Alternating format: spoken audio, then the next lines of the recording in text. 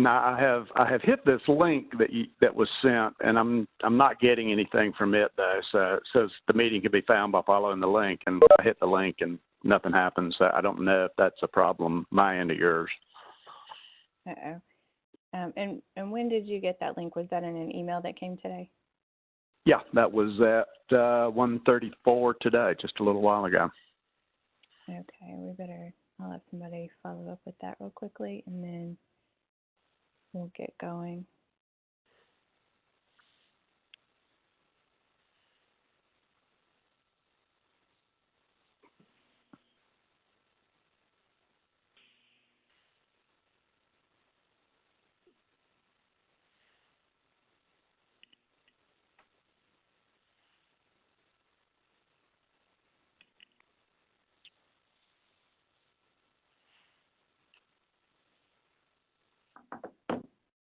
Okay, so we are recording. I think we'll go ahead and get started. To those who have just joined us, thank you for making the time this afternoon to join us for this webinar.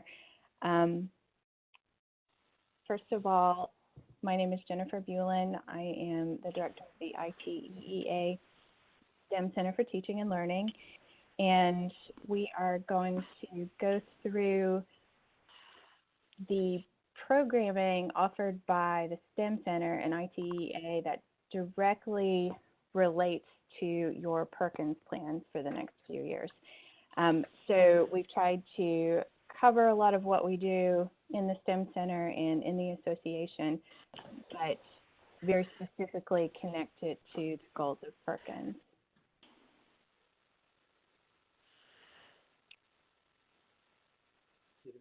The link. Okay, thank you. Okay, so what we're going to talk about today, the topics we're going to cover, first of all, I know that I've got a lot of familiar names online with us today, but we do have a few people newer to the association and to the STEM Center, so I'll real briefly go over ITEEA, what the association is, and then how the STEM Center and Engineering by Design fit into that picture. We'll talk about industry credentialing. I know that's on the minds of a whole lot of people when it comes to Perkins. Completer pathways, articulation and dual enrollment. We'll talk about CTSO alignment, specifically with TSA, the Technology Student Association. Also the all aspects of industry framework alignment, support for EBD in the research literature. We'll talk about EBD curriculum, professional development, and assessment, along with the data analytics that are available in our LMS EVD Buzz. And then we'll wrap it up with an overview of the cost.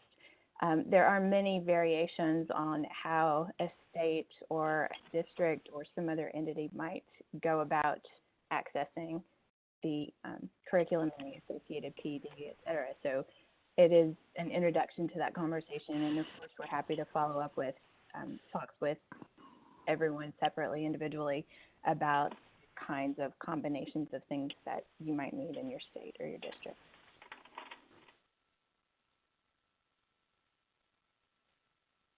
So first off, I think everyone is familiar with why we're here. Perkins 5 passed at the end of this summer, and I've got a little bit of language that's pulled out of there. I do have some excerpts throughout the PowerPoint that I'll take the time to read. And this is one I think is worth spending just a minute on. So the Strengthening Career and Technical Education for the 21st Century Act, which amended the Perkins Act of 2006, was signed into law January 31st.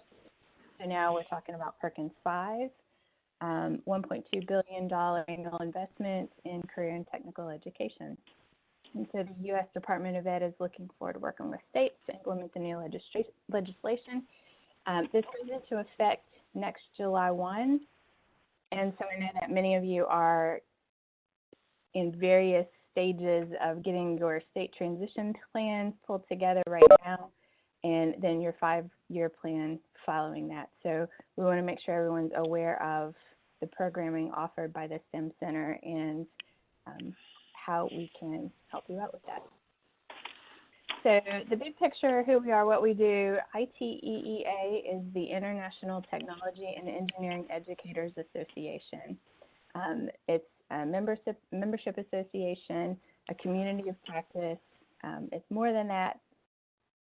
The ITEEA produces a whole list of publications, among them the Journal of Technology Education, Technology and Engineering Education rather, the Technology and Engineering Teacher, Practitioner Journal. There's also an elementary journal. We run an annual conference every year, and this year I hope you will all be with us in Kansas City, March 27 through 30. We make a lot of our decisions, a lot of what drives what we do comes from the Standards for Technological Literacy, which I know many of you are aware are set to be revised next year, starting 2019. And then finally, the STEM Center for Teaching and Learning is a big part of the ITEEA. And so that is what we're going to focus on today. I will be happy to talk about any of the other aspects of the ITEEA with you. And if any of the staff who are online with us today will be happy to do as well. But for today, we're going to talk about STEM-centered programming and how that relates to engineering and design. So the STEM Center has 4 primary emphases. We produce the curriculum, Engineering by Design. We run professional development that is very closely tied to the EBD curriculum. There are assessments built into that curriculum, and we'll talk about the LMS and the kind of data that can be pulled from that helps to drive future programming and decision making.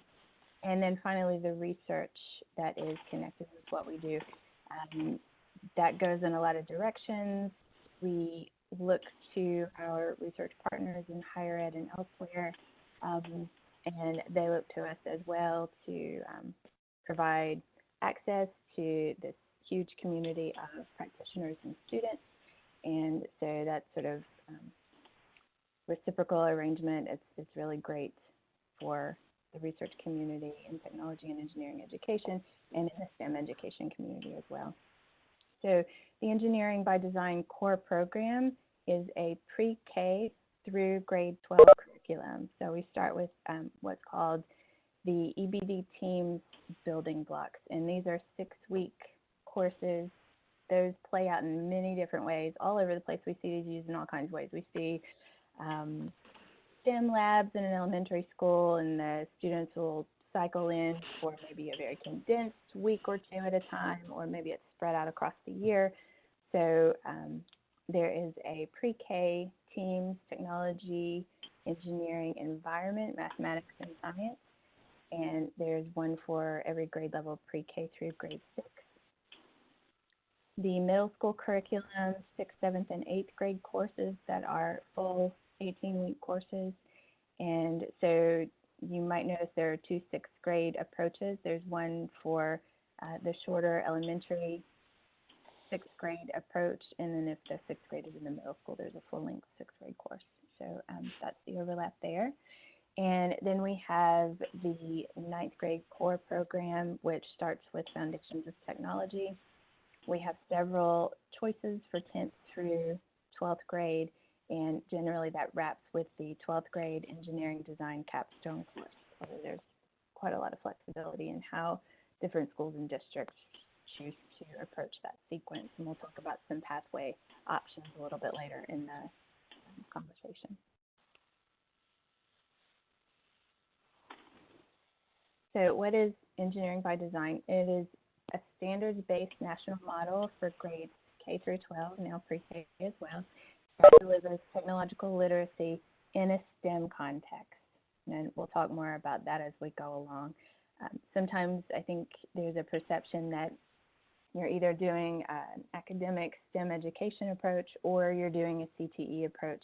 And I would argue that those things don't need to be artificially separated for any reason. You know, we can cover these other disciplines in a CTE context, guiding kids toward those pathways toward careers. And using constructivist models, we want kids up on their feet, doing things, making things, designing things. So learning these things through experience. Using these constructivist models, students participate in the program. They learn concepts and principles in an authentic, problem or project-based environment. And this is an integrative STEM environment. We use all the 4 content areas of STEM as well as English, language arts, and other disciplines as appropriate as they come up with the lesson to help students understand these complexities and these connections. And what you see here is the variety of drivers that go into the kinds of content that we develop for EBD. So we are very closely aligned, of course, with the Standards for Technological Literacy. Also, the Next Generation Science Standards. There is an alignment for NGSS in all of our courses. The Common Core State Standards are aligned as well.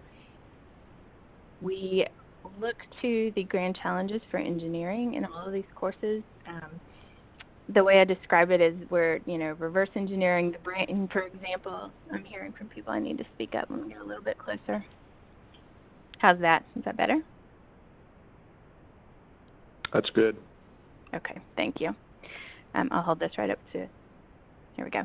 Okay, so the grand challenges for engineering, clearly we're not claiming to have 3rd grade children reverse engineering the brain. However, we are interested in getting them thinking in those directions. If we're not talking in 1st grade about making solar economical, then we are talking about the idea of solar in those early grades.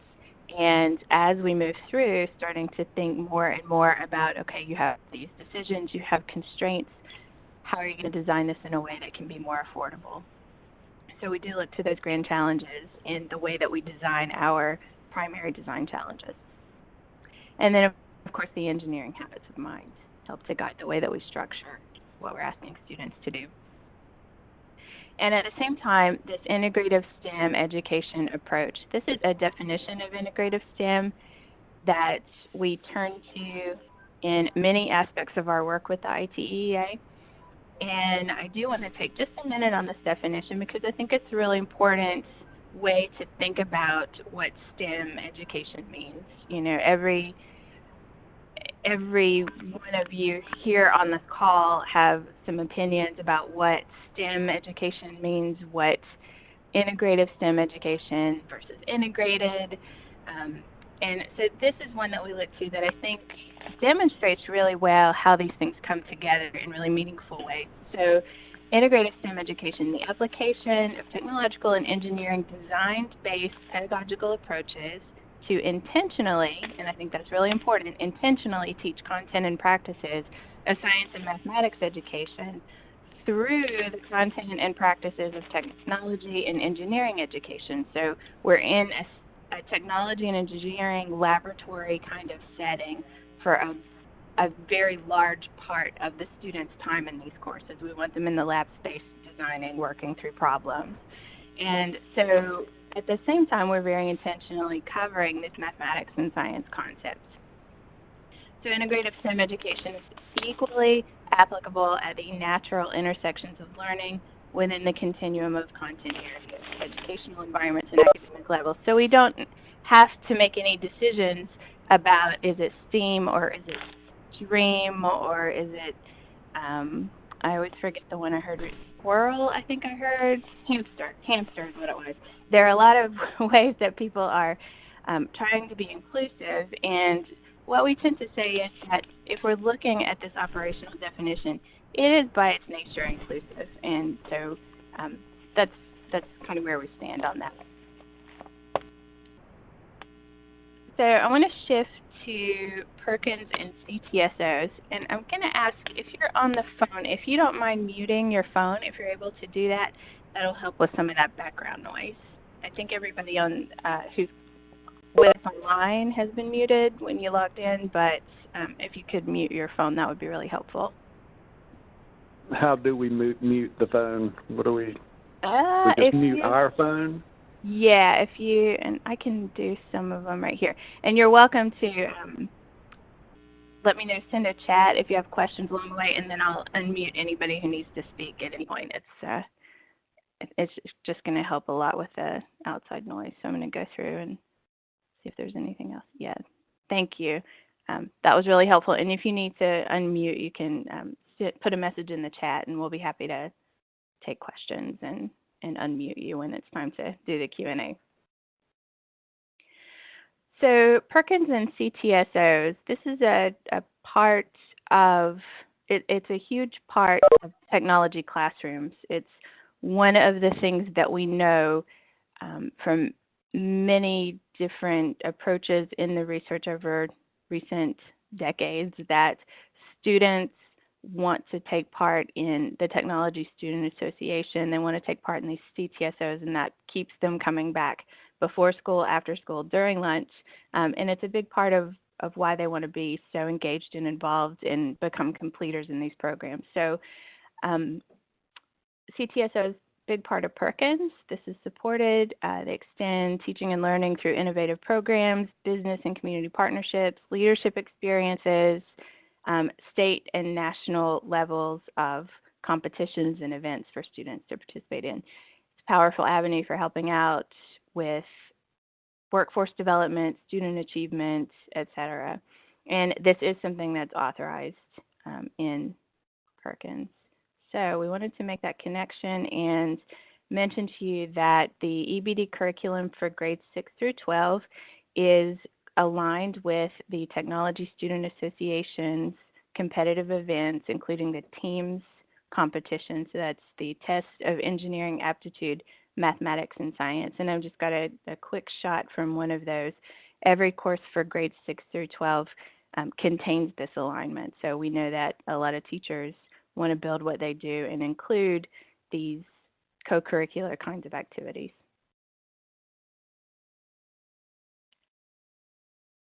When I surveyed the current consortium directors, and I know I have a couple of you on here, thank you for joining us.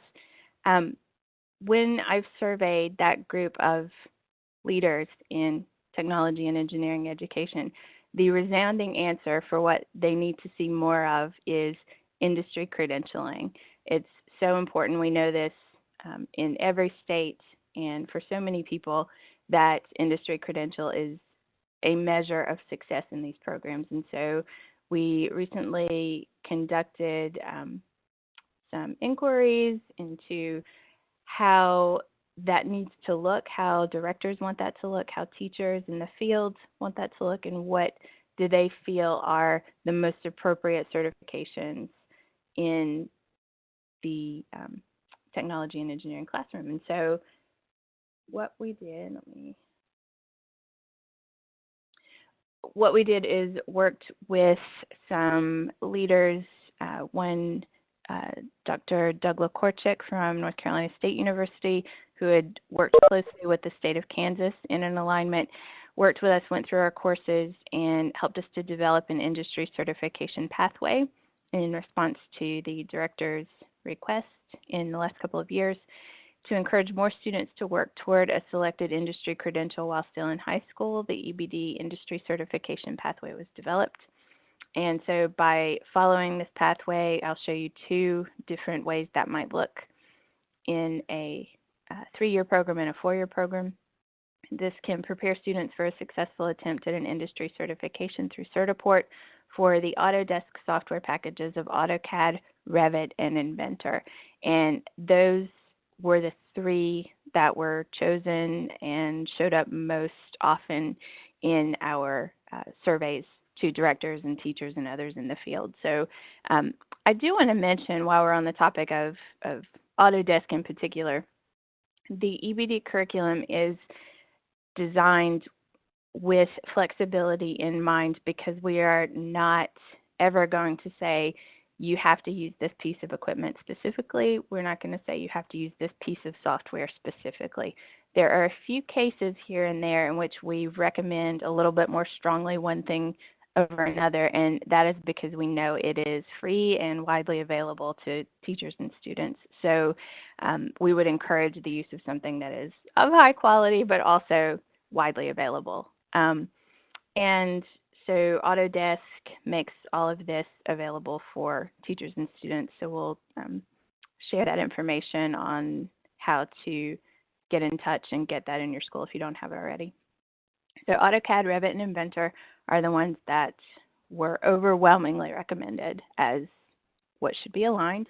And this is a look at the 3-year course sequence for the industry certification pathway. So year 1 would be 9th grade Foundations of Technology. Year 2 would be the Technological Design course with an AutoCAD focus throughout both of those years. They could continue on and choose to do one of the year 3 courses, so the Advanced Design Applications, and focus more on Revit. Advanced Technological Applications, focus more on Inventor, and the same for Engineering Design, the capstone course. And then there's a 4-year course sequence as well, and it's very similar, suggesting which courses and which certifications would be most appropriate.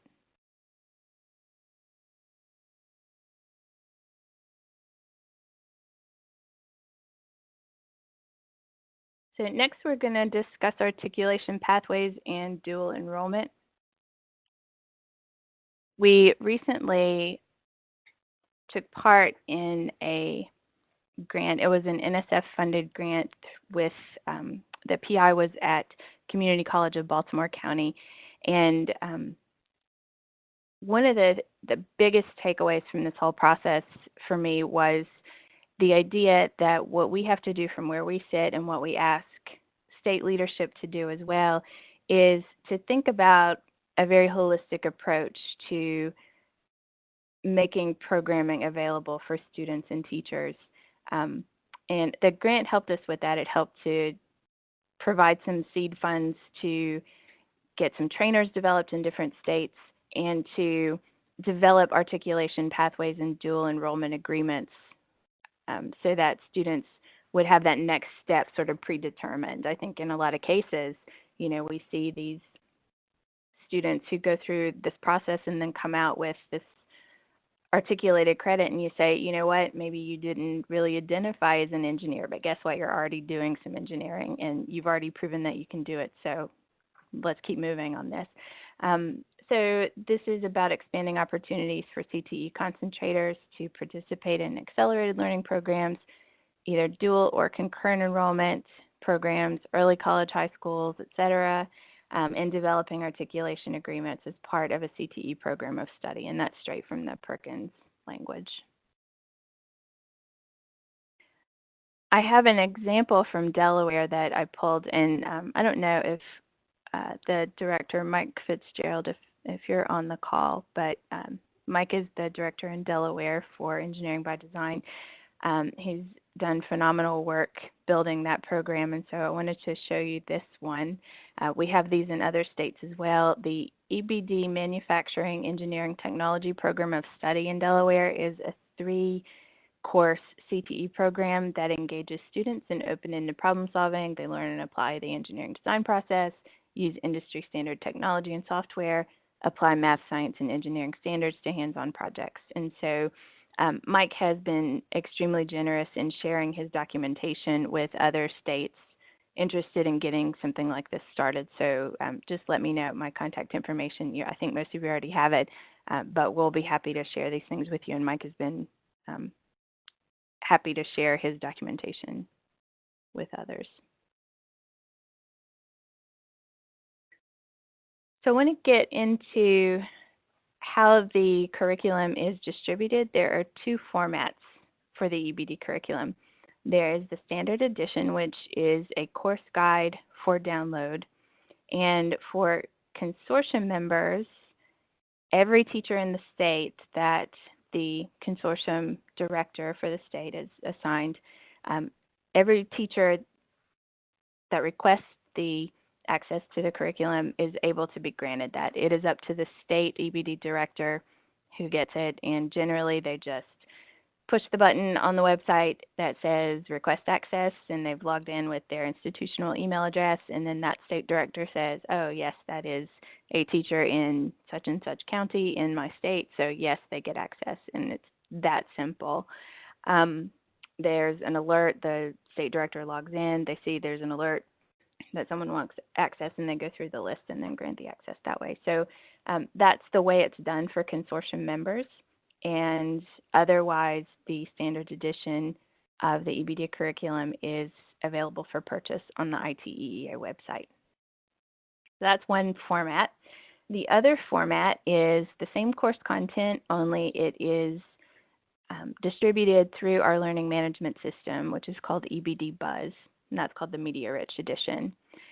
The student assessments are an additional benefit that come with the LMS delivery. So teachers will roster their students, and they can take the pre and post assessments. Those are national level assessments, as well as formative and summative assessments in those courses. And this is effectively a subscription for a year is how it works. So there's a network agreement that has to be signed. These can be purchased at the single teacher level, the school level, the district or cohort level, and in quite a few states now we have bulk purchases of network agreements. So a state will say, I want to go ahead and purchase 200 network agreements, so 200 different schools can become network schools. So lots of flexibility, lots of options for that.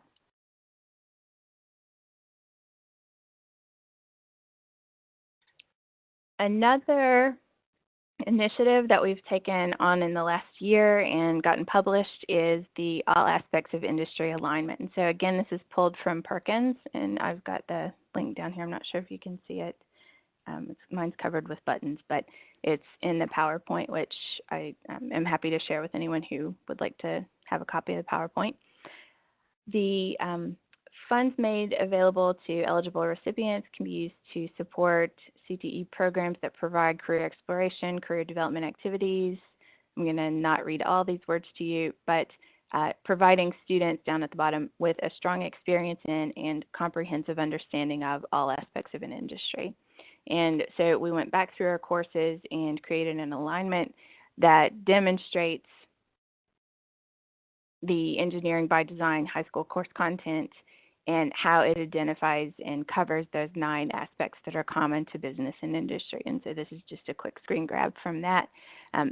That All Aspects of Industry framework is available. So if anyone needs to see just that document, we can pull that out and share it. Just let us know. Another hot topic these days, computer science encoding. And so I wanted to cover for a few minutes ways in which the EBD curriculum is already and has been doing computer science encoding, and some of what we have coming in the very near future. So again, pulling from Perkins, this is just some language in support of including an emphasis of computer science encoding in your state plans. There's support for efforts to expand, develop, implement programs designed to increase opportunities for students to take rigorous courses in coding and computer science subject areas. Want to increase statewide efforts to increase access and implementation of coding and computer science. And there is interest in integrating science, technology, engineering, and mathematics fields, including computer science, with career and technical education. And that is something that I think you're going to find is a really great thing to do in technology and engineering courses. You know, we approach this from a design and problem solving perspective. We want students using coding, using computer science in their efforts, just like they do with other kinds of tools, in their efforts to design things and solve problems. So in addition to simply supporting the use of computer science and coding, there's also an interest in doing this and focusing on students who are members of groups underrepresented in such subject areas. One of the ways we do this is all over every single course. In fact, when we set up the alignment for computational thinking, it became very quickly very overwhelming because it was in just about every lesson all of the different characteristics and dispositions for computational thinking are all over this curriculum. So we thought, how exactly can we communicate clearly and concisely how this plays out in these courses? And so what we ended up doing is looking at the primary design challenges, just one per course, and demonstrating the ISTE's list of characteristics, attitudes, and dispositions for computational thinking. So organizing, analyzing data, representing data through abstractions such as models and simulations, algorithmic thinking. All of that is mapped out per course, looking at just one primary design challenge. And that documentation is also available. And then more specifically, I think things that are more familiar about computer science, I wanted to point out two examples from our courses. The 6th grade, Our World and Me is the title of the EBD Teams course for the 6th grade. And in that capstone experience for the 6th grade, there is a final design challenge. They're using the Hummingbird kits, and they're building an automaton or robot that either educates a target audience about impacts of humans or technology on the environment, or that presents a new idea on how to use technology to reduce human impact on the environment. And so that's one of the ways that they're looking at robotics and coding in the courses. Another is in our Advanced Technological Applications course, and I want to play you this. Let's see if it'll play in the PowerPoint. I don't think it's going to play in our app sharing. Well, this is a video, and I'll send out the PowerPoint to everyone who has been part of the presentation today, and this is a little video. So what's happening here is there's a TI Inspire calculator. So it's very similar to the TI graphing calculator that probably everybody on this call is very familiar with. You know what it feels like in your hand because you had to use it for so long. The TI Inspire is similar to that, and what you see on the right, the lower right corner of the picture, is the TI Innovator Hub. And so students are learning coding. They do it directly on the calculator. They're using the Innovator Hub. They're using inputs and outputs, and they're pairing this with other kinds of technologies. In this case, this is a partner project with Soft Robotics out of Purdue University. And so the Soft Robotics, you've got this robotic finger mechanism that inflates. And so they're using the calculator to code, working through the Innovator Hub to run this robotic finger that they built and 3D printed, and it inflates. And so if you think about how could a robot hand pick up a strawberry without crushing it, that's the idea. There are these soft robotics that can be programmed to inflate to different shapes and forms, and the students learn to not only build them but run them through the calculator. So this is one example of the kind of computer science work and the robotics that are going on in one of the high school courses.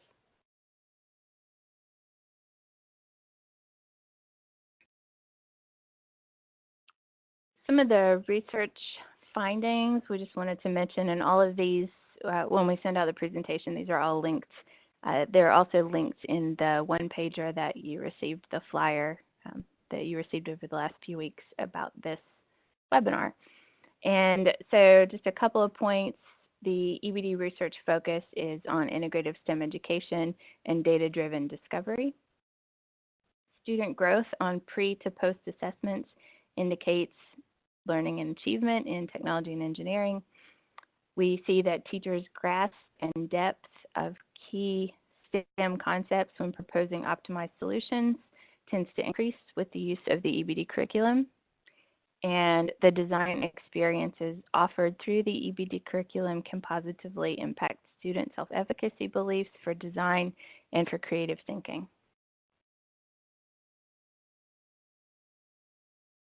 So I've mentioned throughout the talk the EBD Consortium membership, and this is, I know that we have, who do we have? We've got some people from Maryland on the call. Maryland's in the consortium. We've got Kurt, Pennsylvania's consortium director.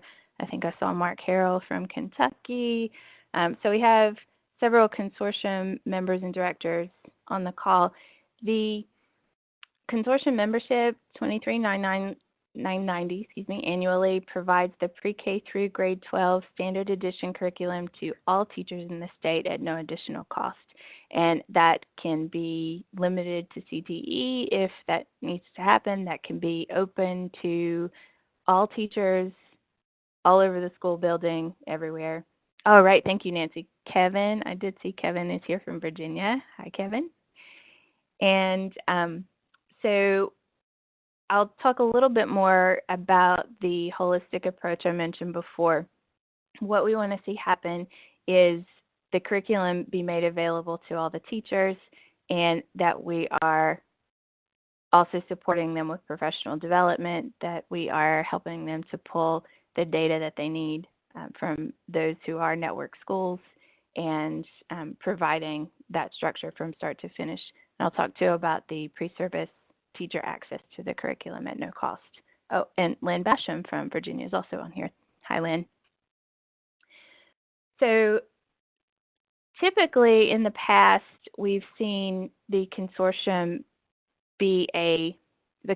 entity be a state Department of Education. So perhaps the funding comes directly from the State Department of Ed in a state, and then there's one representative who serves as the consortium director, and then the curriculum is distributed from that central point. Professional development is administered or coordinated from that central point.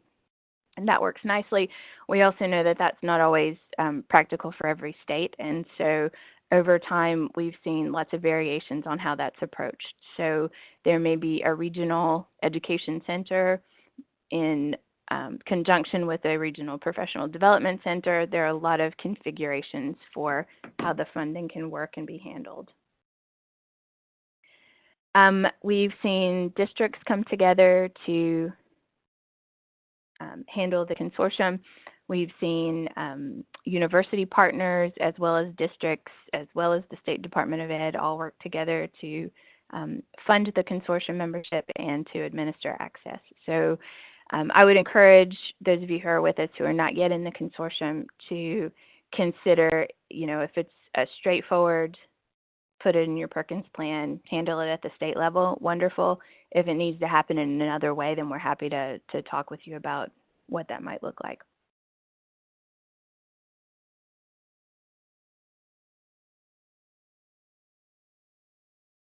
So what happens in consortium states, there is the curriculum, as I've said, probably 6 times now, available for no additional cost to teachers in consortium states. It doesn't have to just be technology and engineering. In fact, we encourage the use of the curriculum, even if it's just, on a piecemeal basis. If we want to bring in the mathematics teachers, the science teachers, other teachers to support a group team approach to teaching this content. For the EBD Buzz version, what happens is a school or a district or some other cohort group, for example, will complete a network agreement. We have some large districts where, if there are 120 different schools in a district, then we don't necessarily have to get a separate agreement for every one. We'll do one district agreement for you, and then we'll get the teacher and school information separately on a separate form, but we can do it that way, whatever makes the most sense. The consortium is designed to be responsive to states' needs and goals.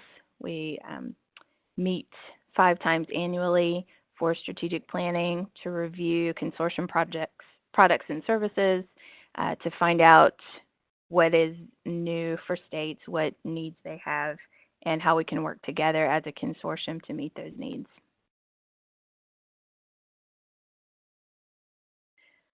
So I want to talk a little bit about the professional development that goes hand in hand with this curriculum access, because what, as happy as we are to have a state come into the consortium, we also know that the work is going to be most successful, the teachers and the students are going to be most successful if there's some PD to go alongside it. And so now at this transitional time for Perkins funding, this is a good time to kind of take a step back and think about how that might work best in your state or district. Professional development is something that when I've talked with consortium directors is really tricky, because a lot of times that funding doesn't come directly from the state, or it's not allocated in a way that makes it easy for them to just say, hey, let's run a summer institute.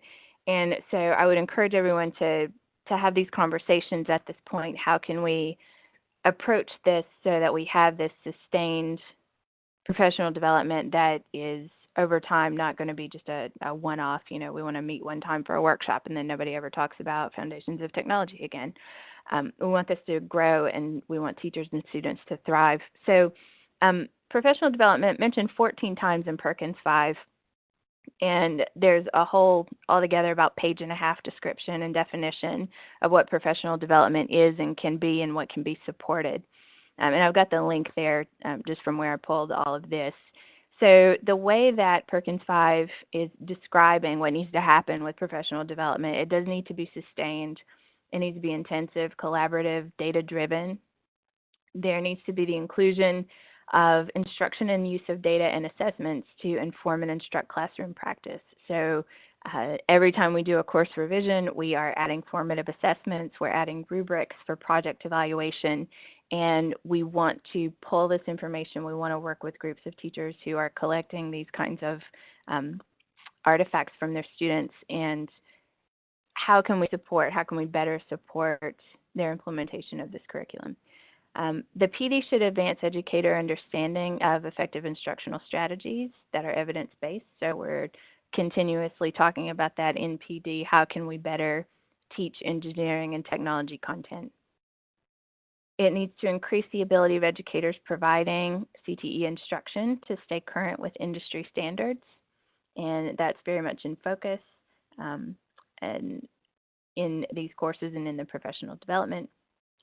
And Perkins supports and encourages follow-up training designed to ensure that knowledge and skills are actually implemented in the classroom. So we want to have summer institutes. That's our primary source of professional development, I would say, at this point. And historically, we do summer institutes that are 4 days long, usually, sometimes 5 days. There can be some variation on that, but 4 days the go-to. Teachers come together, do face-to-face, 4-day intensive professional development. What we hope to see more of in the future, and we've done some of this, we've seen some of this, and it works really well, it is to create a community of practice. And even if teachers are working online in the course in Buzz throughout the year together, we can create a course copy for them to do this. But the idea is that they come together for this summer institute and then are able to meet regularly as a PLC, as some sort of community practice moving throughout the school year, so there's that continuous support for them.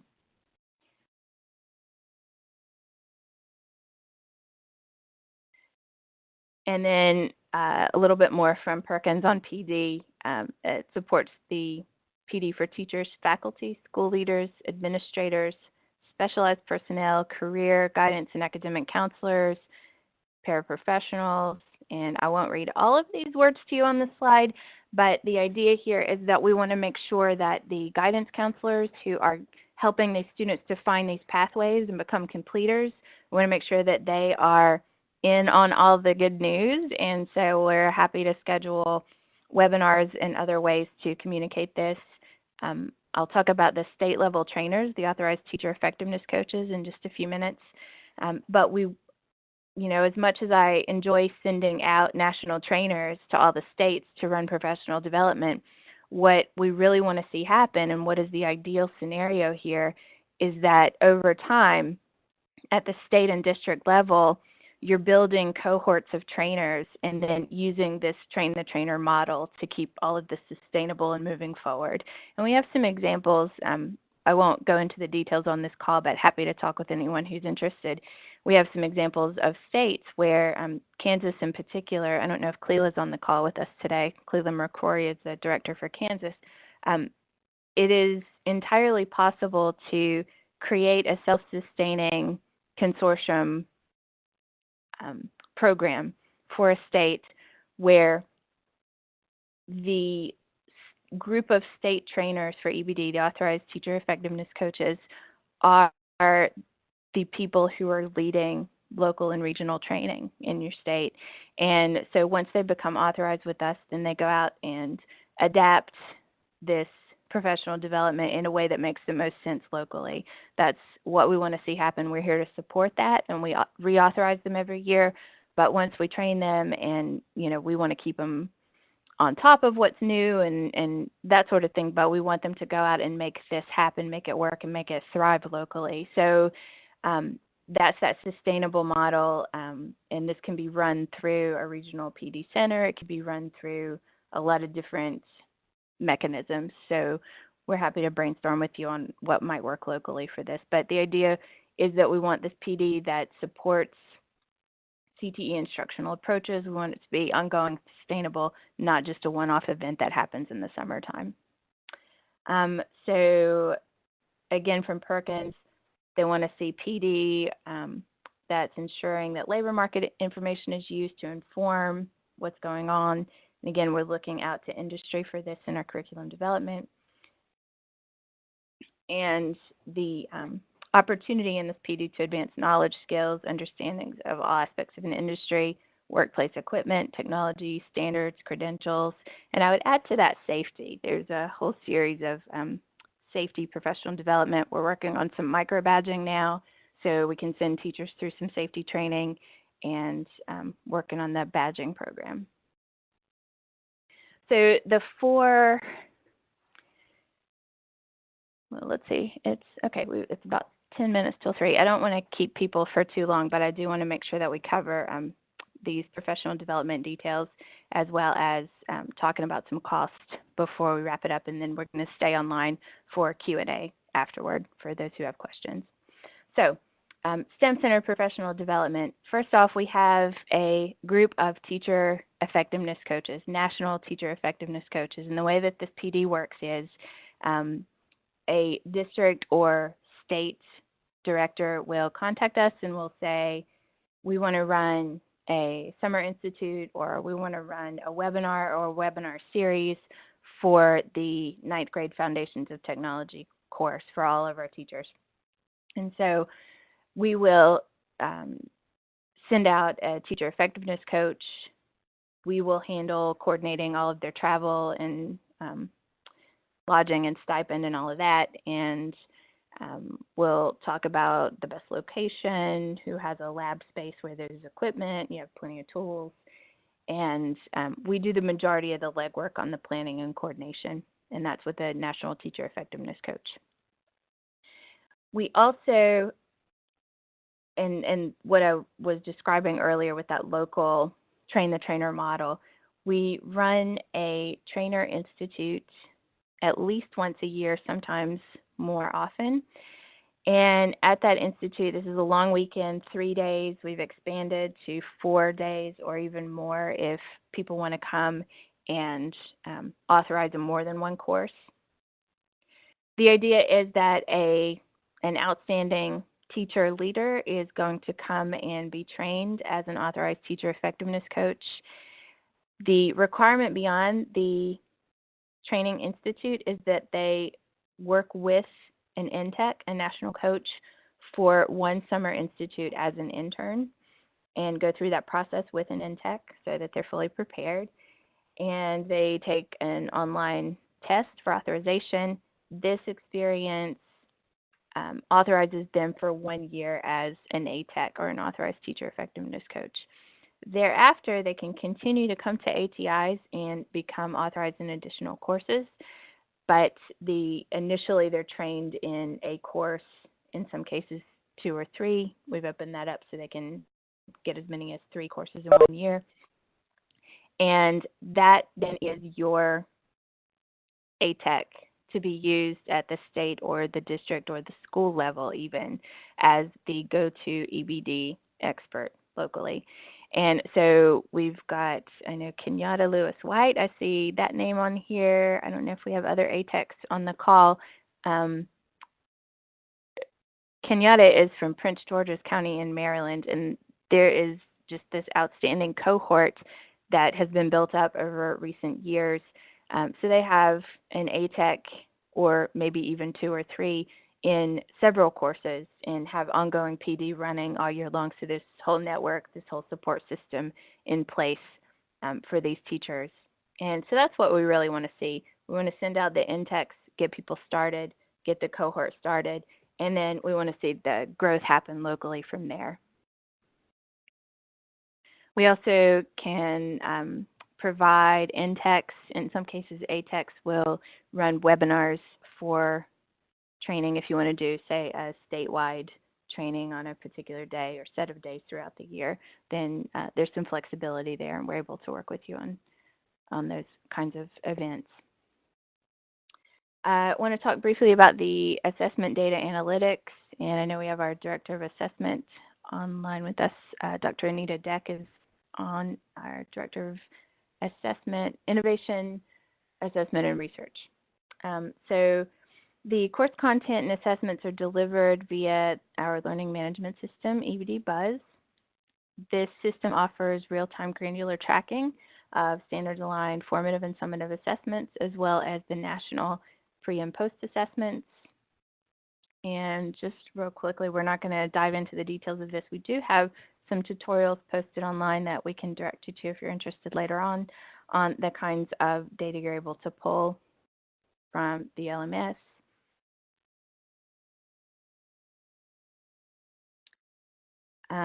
EBD for teacher prep.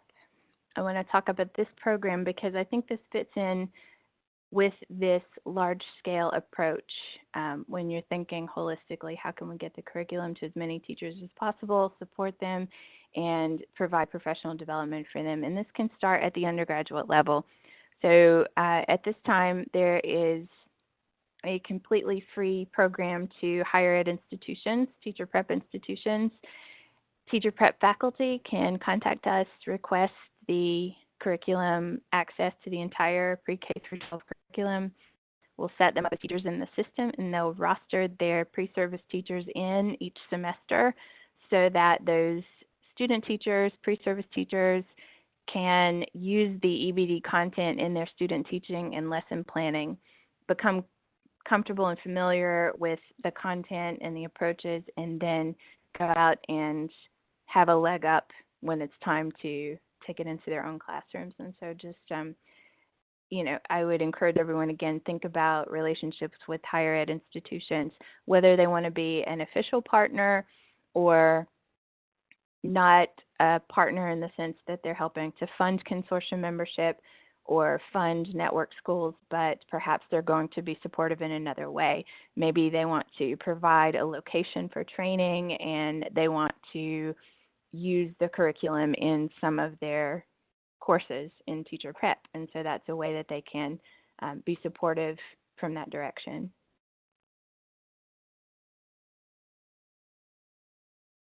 So again, this idea of a self-sustaining consortium program, this is what we're really interested in helping you to build in your state.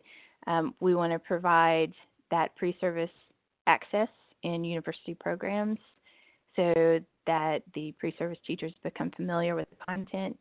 The consortium membership would provide the complete curriculum to all the teachers. The veteran teachers then come to us to become authorized teacher effectiveness coaches and engage in that train the trainer model so that local PD can be customized and flexible to meet those needs, and quite a bit more affordable. If we're not flying teacher effectiveness coaches around the country to come to you, then you're able to offer this professional development at much more affordable cost locally. Additionally, we want to see that ongoing professional development support for classroom teachers, both face-to-face and online. And we want to make sure that we don't forget to include the guidance counselors and other support personnel in this. Because, you know, if you can have the greatest articulation agreement or dual enrollment program in place, but if the students don't know about it, if there's not support in the community with the families, with industries in the area, then it's going to be real hard to get students to actually take part in it. So we want to make sure that the information is getting to the right people to keep that communication going. A quick cost summary, and this is, there are lots of options and variables here, but I want to just ballpark for you. The consortium membership is $23,990 annually, and that includes unlimited SE version course downloads, seats at professional development at the ITEA conference, and at this time those are unlimited. So if, for example, the state of Kentucky were to send 100 people from Kentucky to the ITEA conference, then all 100 of them could take part in EBD labs and pre-conference workshops at no additional cost as registered participants to the conference. And those usually run about $95 per seat. So if they go and take a half-day workshop, then those seats are included in consortium membership. There are also director benefits. There's some support for conference attendance. We help out with the cost of registration and travel. We can't cover it completely, but we do help out with that for the director and the lead trainer. And then, just a voice at the table. We want to keep that communication open so that we can be responsive in the curriculum and other deliverables. So it's really important to be part of that community and have that voice. And I did want to mention to those of you who are on the call today, we're halfway through the year, just about. We have a couple of consortium states. We're in conversations at this time to bring them into the consortium. That membership runs July 1 to June 30th. And so for those coming in the next month, then we're able to do that half-year prorating for new consortium members. In addition to the consortium membership, I wanted to mention some of the other costs in associated PD and network agreement access. So a 4-day NTEC-led summer institute is, the standard for that is $83,990. Does that make sense? No, I'm sorry, $8,399. There's an extra zero on there.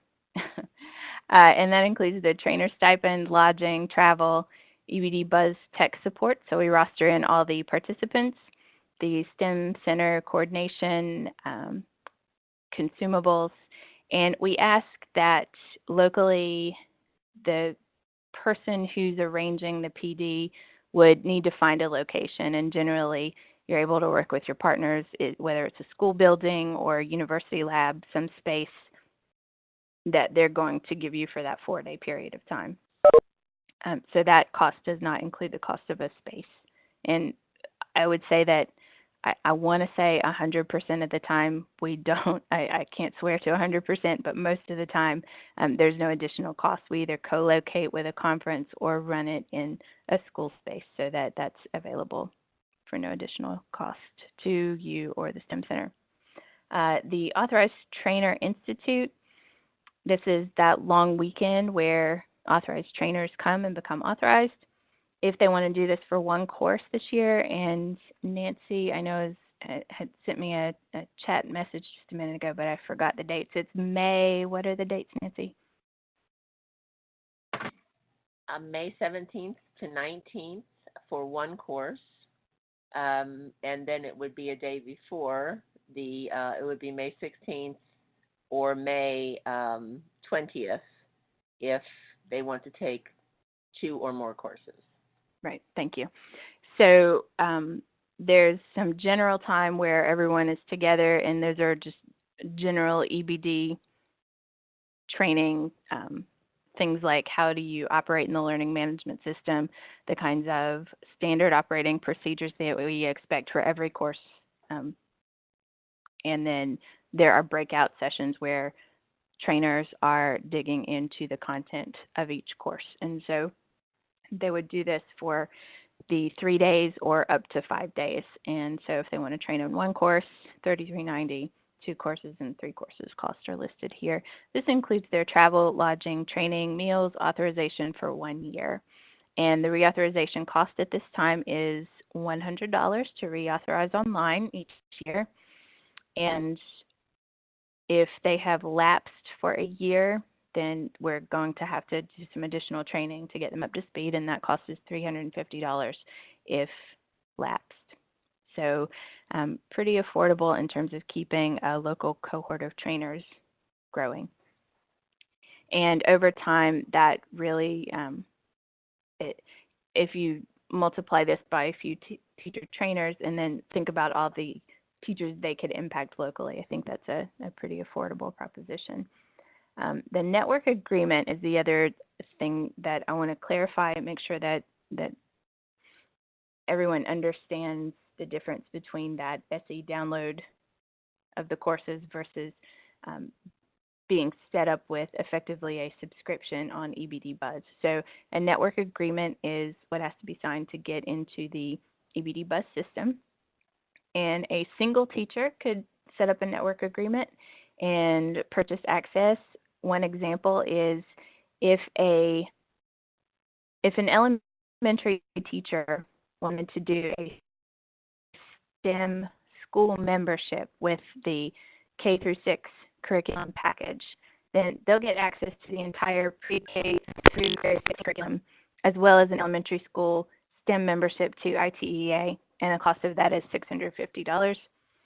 Another example is the high school total course package with an ITEA secondary STEM school membership that includes access for 4 teachers. That's $1,050. If there are more than 4 teachers at that school who need access in Buzz, then it's an additional $150, and that covers our costs for technical support. There are other variations on that. If you don't do it with the high school membership to ITEA, then it's, I think, $100 less maybe, but the value of that school membership is, let's see, do we still have, Steve, do you want to talk about the memberships that I haven't talked about membership in ITEA at all, but I wanted to include it on this conversation about network agreements.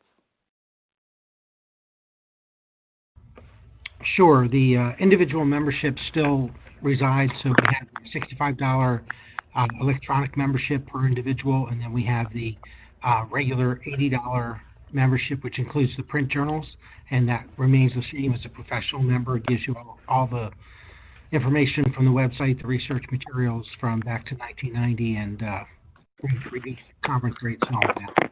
We instituted a secondary group membership 2 years ago as a way to try to show how technology and engineering educators can take a lead role in integrative STEM education across their schools and systems. And with that process, we allow the principal or their designee to join their school. And when they do that, they either have themselves or their designee become the parent on the record, and then they can have up to 4 additional teachers for a $160 fee be part of that team. If you're a technology and engineering teacher, we want you to lead that, and we want you to be a part of the profession. And the difference between the group membership individuals versus a professional member straight up is that a professional member has the ability to run for an office as well as to vote. In the group membership, you do not. So as a technology and engineering teacher, what we're hoping to do is to get you to lead that group. So the incentive that we give you is to give you your full professional membership rate. We don't want you to be a part of that initial 4. What we want you to do is be a leader of the group, and we give you a 50% off if your school has a group membership. So if you're a technology and engineering teacher, you can join for the electronic rate of $32.50 or the full print version at the $40 rate. So it's a pretty good deal overall from that perspective, and it allows you to build on. Any additional teacher can join for the $32.50 as well after that initial set of 4 as an integrative STEM education group. At the elementary level, we have a full, and this has been going on since 1992, a full group membership which allows the entire elementary staff to be part of it if the principal or designee joins at that level. Jen, anything else that you want me to add to that? Nope. Thank you. Okay. I did see a question from Madeline about whether you could just get access to the curriculum without Buzz, and the answer is yes. That is the standard edition download, and that is available to absolutely anyone to purchase online at iteea.org. And you would go through the e-store and select which course you want, and then you'll get a link to go to the course download space, and it's pretty straightforward and simple.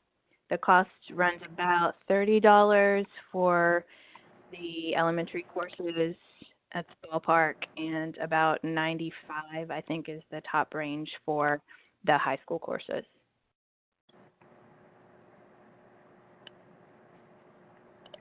So I wanted to also show you just a list of helpful links, iteea.org. That will get you to everything else on here, but that's the main page for the International Technology and Engineering Educators Association. If you go to, and if you can pull this link, or if you just do it this way, if you go to ITEEA STEM by state, then that's going to show you a state-by-state view of calendar events, other stuff going on in the state that leaders have sent to us to put on the calendar. And then you can click on your state to get information about whether you're in a consortium state or not. If you are in a consortium state, then it'll give you the links to request access and download the curriculum. You'll also see the network agreement posted, so everyone, no matter what state you're in, can go to your STEM by state page and get the network agreement, download it. So you don't have to be in the consortium to have a network agreement. So anybody under the sun can get a network agreement. There is a reduced price for consortium members to get those network agreements to the Buzz versions of the courses. Also, I've got the STEM CTLs direct link here, a link to the EBD course descriptions. There's a one-pager for every course with a little bit more detail, and then a link to conference information for the ITEA annual conference, which this year is going to be in Kansas City.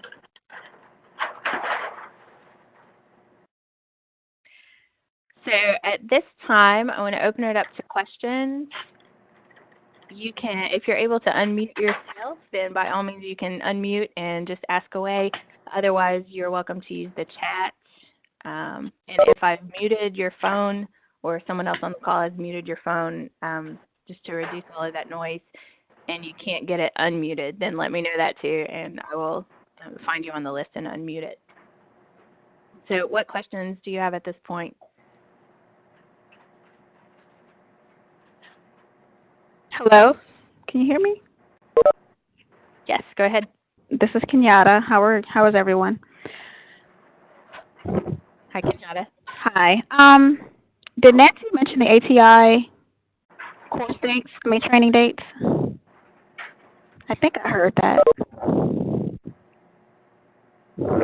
Yeah, Nancy, May 17 through 19, is that right? Okay. Yes, that's correct. Okay, thank you.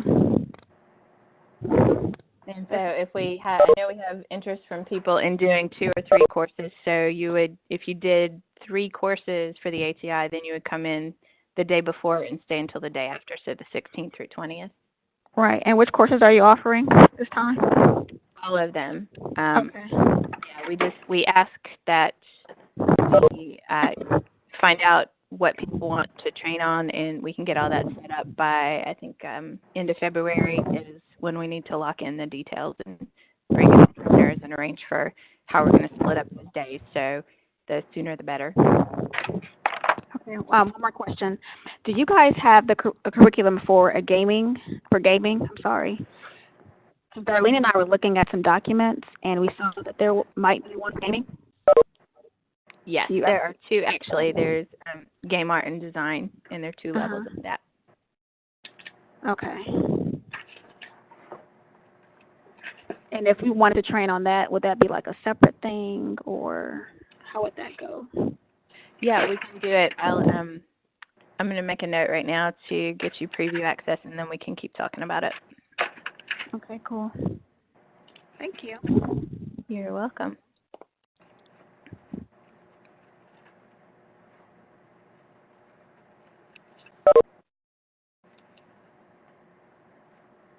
Any other questions?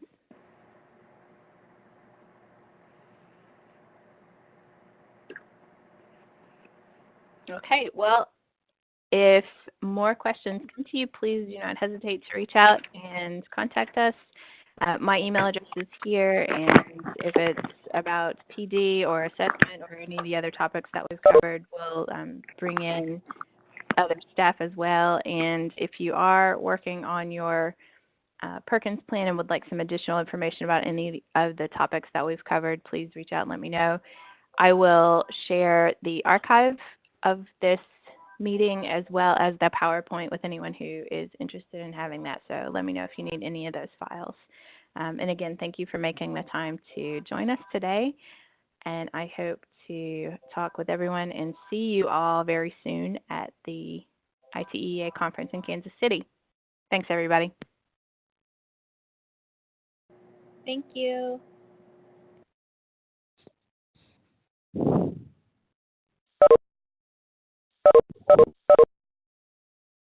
Thank you, Jenny.